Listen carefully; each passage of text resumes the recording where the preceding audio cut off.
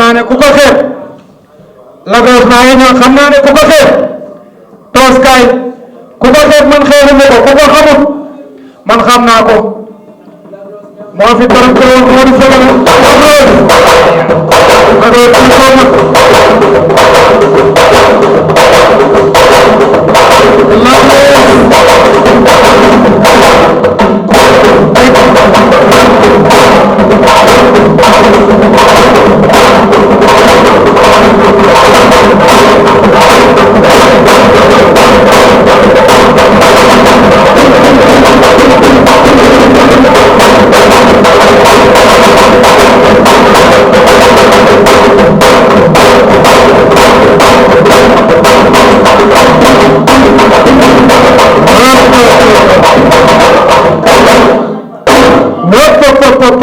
drapeau lambolo kaay bi Lac Rose kaay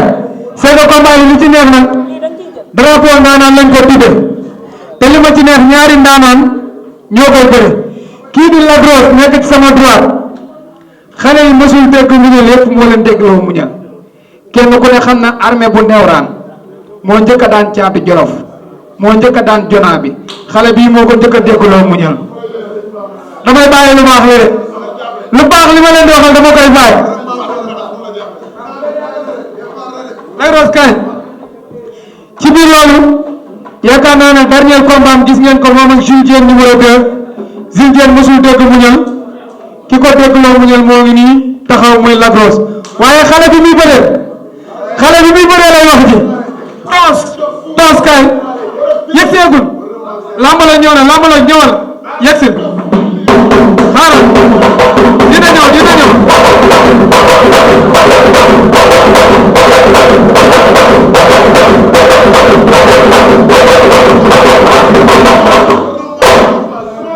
di ngeen ñëw wala da ngeen a yàkkat du maa ngi waxal bàyyi doo bàyyi ma bàkk la ay mu fay dugaat war na maam Seera Fall mu fay dugaat seen seko bi laa soxla du yow déggoo ma de seko bi laa soxla déggoo ma de toog maa ngi gën a toog cooru jëp loolu du geem bu nga ceene fii di këllaw cooru jëp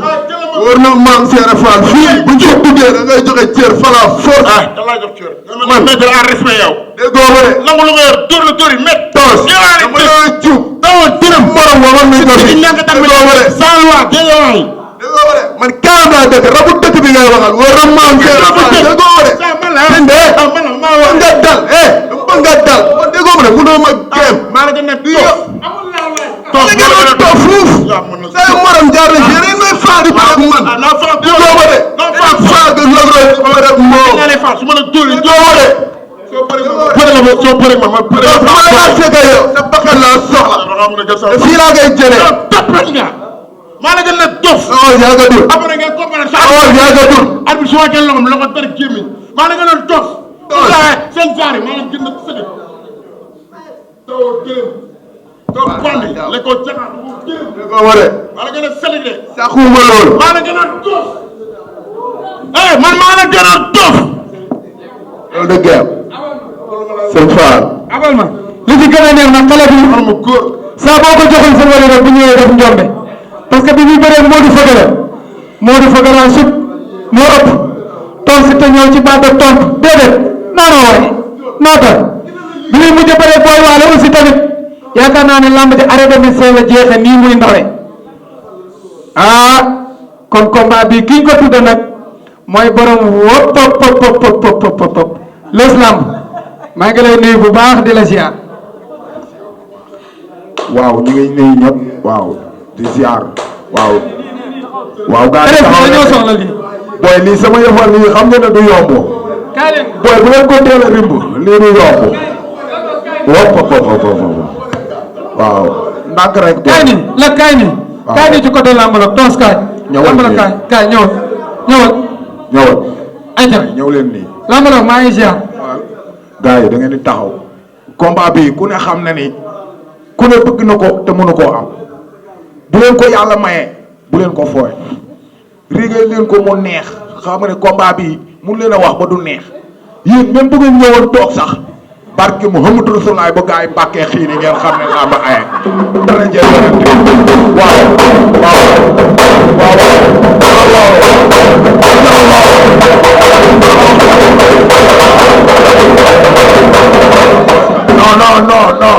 non liggéey leen ko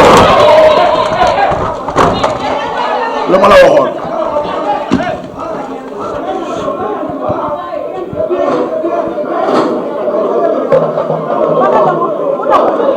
nank rek booy combat bi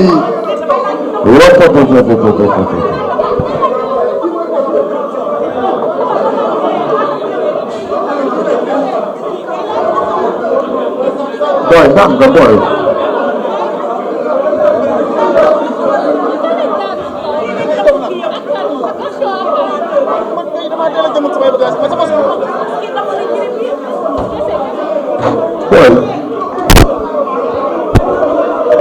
boy respecté leen nit ñi waaye boy ngeen toog waaw ngeen def ni boy doo toog yow nga respecté waaw toogal mais toogal boy mbër toogal nii mbër toogal nii mbër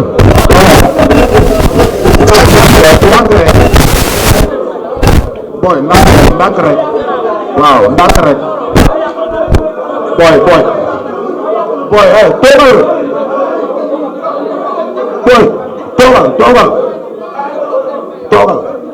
toogal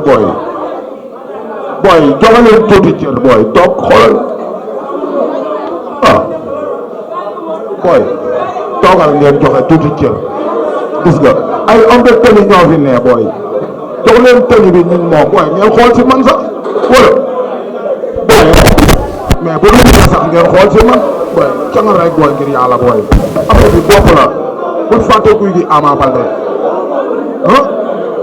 lu nar a baax la bul dugg boy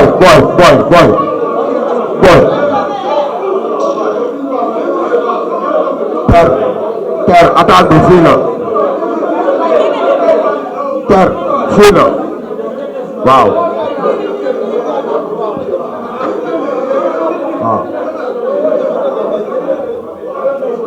non ñun ñaar kañ moom doy nañ génn ñun ñëpp dem waaw ndànk rek booy ndànk méttiwul booy xoolal ni ngeen di def di yàq bis bi booy bis bi jarul yàq booy bu ngeen defee ndànk yéenay liggéeyal seen bopp yéenay mayante xaalis booy bàyyi leen lii gars yi dépassé nañ ko booy lii bu ngeen ci ndegee ay aramaan du ngeen ko àggale booy lan mooy nii mais nag gars yi ñu jégalu ñu continuer waaw parce que lii ak làmb ànd ñu continuer rek ñu jaraat booy sensibiliser leen lii après la buñ koy lijjanti dañ koy lijjanti parce que kenn ku si ne la la CNG war a teg yow xam nga ko boo ko waxee boo ko waxul sa manager nga fi say patron nga fi image yaa ngi fi kon loolu dañ koy jël teg ne ñu continuer suñu liggéey boo déggee ñu naan la loolu amoon na fi mooy dañ leen di bëgg a yar parce que nit ki